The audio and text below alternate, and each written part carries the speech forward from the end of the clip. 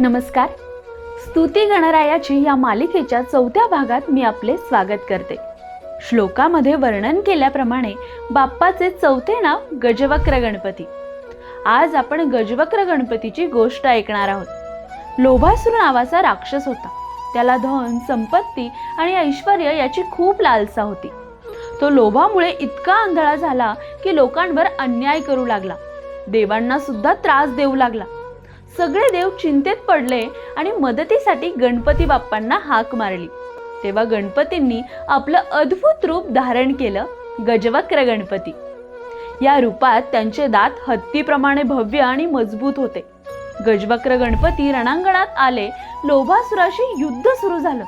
राक्षस खूप शक्तिशाली होता, पण बाप्पाच्या सामर्थ्यासमोर तो टिकला नाही.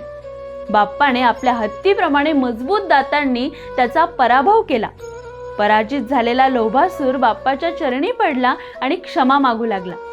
गणपती बाप्पाने त्याला माफ केलं आणि सांगितलं, लोभामुळेच तुझा नाश झाला. खरी शक्ती त्याच्याकडे असते जो समाधानात जगतो आणि इतरांना मदत करतो.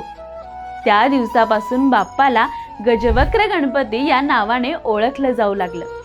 या गोष्टीतून आपल्याला शिकवण मिळते की लोभ कधीच टिकत नाही. समाधान आणि दानशीलता हेच खरे धन आहे.